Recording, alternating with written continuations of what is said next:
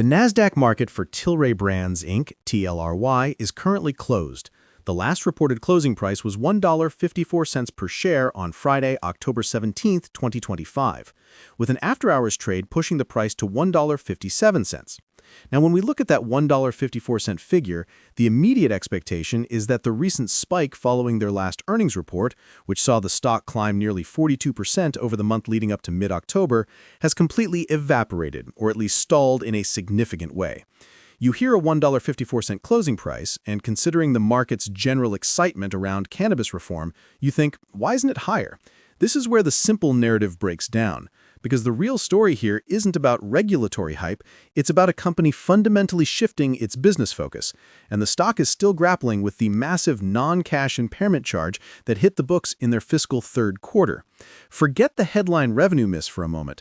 What truly matters for the long-term viability of Tilray is the quieter yet more significant 800 basis point gross margin improvement in the cannabis segment, and the calculated decision by management to forego low-margin sales just for the sake of top-line growth. Most people approaching Tilray Brands right now are caught in a tug-of-war between the hope of sweeping U.S. legalization and the harsh reality of their Canadian and international businesses struggling to achieve consistent profitability. The common belief is that TLRY is purely a regulatory stock, a leveraged bet on a major federal decision in the United States. This perspective sees the stock as undervalued solely based on its potential to quickly expand into the world's largest cannabis market once legal barriers fall. But that view misses the actual internal restructuring that's been underway.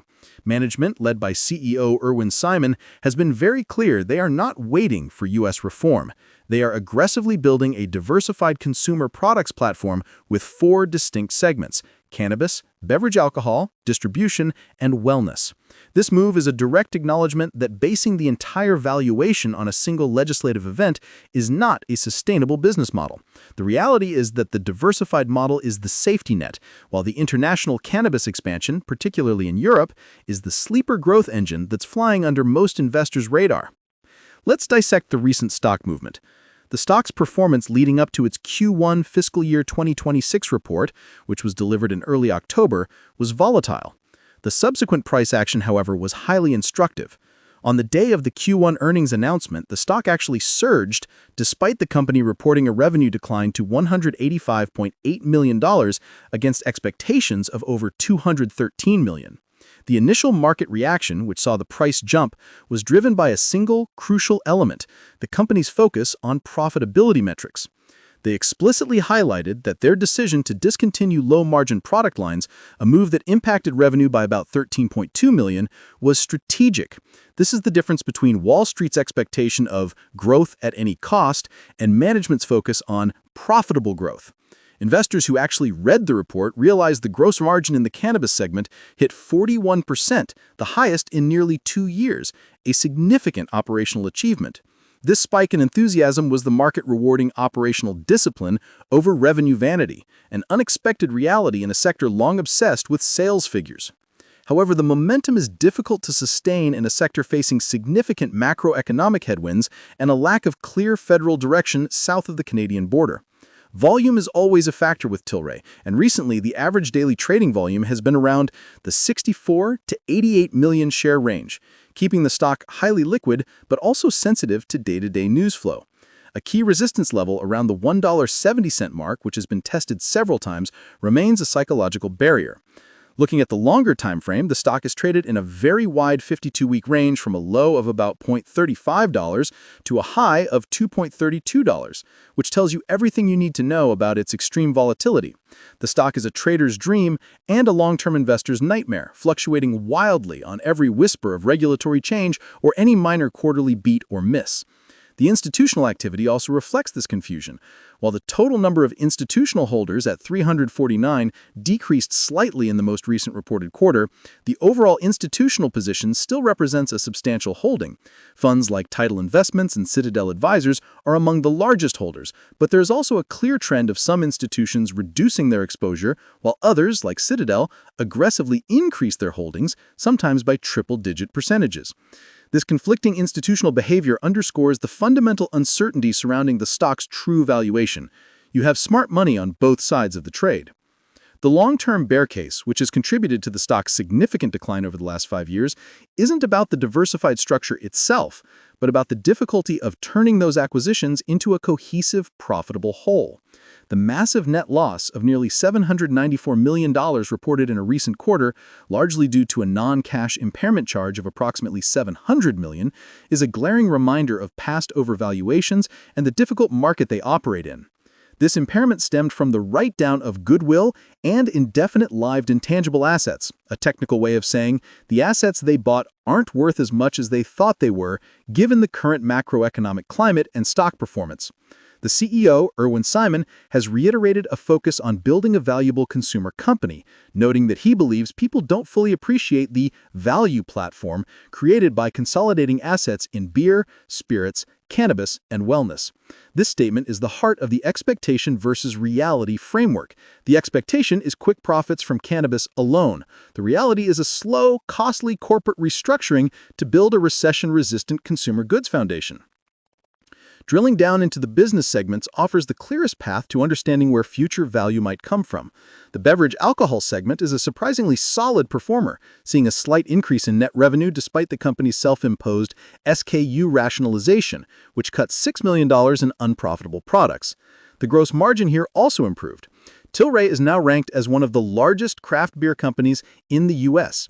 The significance of this is often overlooked. They are leveraging their existing distribution network to carry beer and spirits, a legal and mature CPG category that generates reliable cash flow to fund the riskier but higher growth cannabis expansion.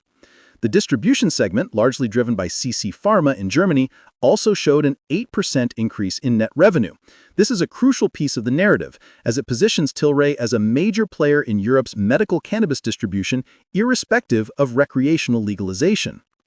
The cannabis segment remains the focal point for most retail traders, and here the Canadian market is still challenging.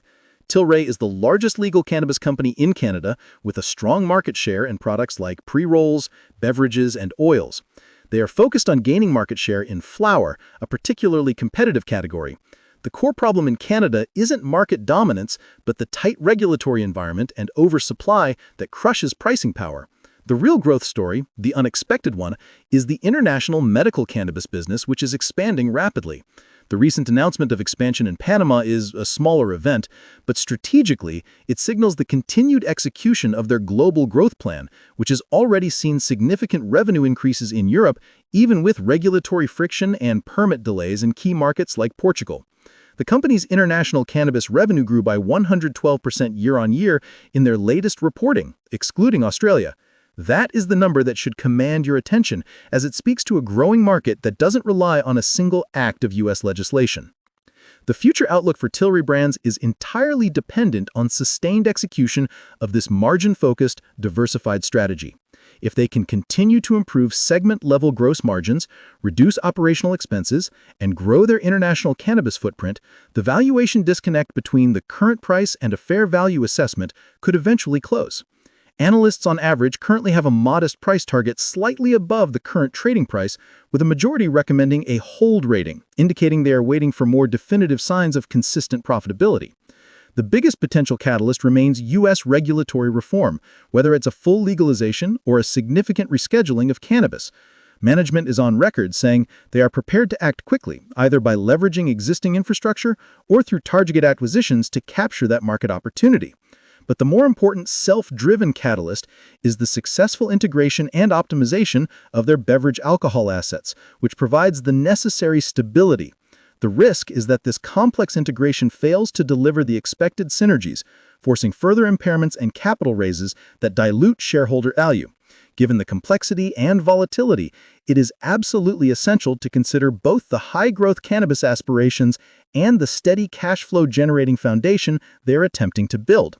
It's a messy picture, but one where the operational groundwork laid over the last few quarters suggests a quiet commitment to financial health over market hype. Before we conclude, I'd like to hear your perspective on this. Comment below how many shares of Tilray Brands Inc. (TLRY) you currently hold, or let me know whether you think the government will pass legislation in favor of the cannabis industry anytime soon. Your comments contribute to the collective market sentiment, which, as we've seen, drives much of the stock's daily action. In summary, the expectation for Tilray Brands is a quick return to former highs on the back of a single legislative act. The reality is a company undergoing a difficult multi-year transformation to build a global consumer goods platform that just happens to include cannabis.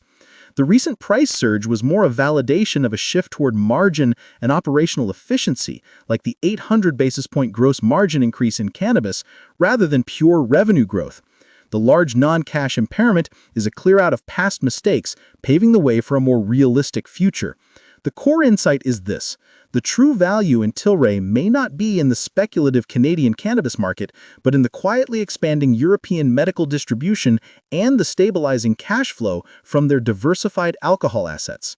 Investors need to look past the dramatic daily price swings and assess whether management can continue to successfully execute a strategy that prioritizes profitability and international expansion over the simple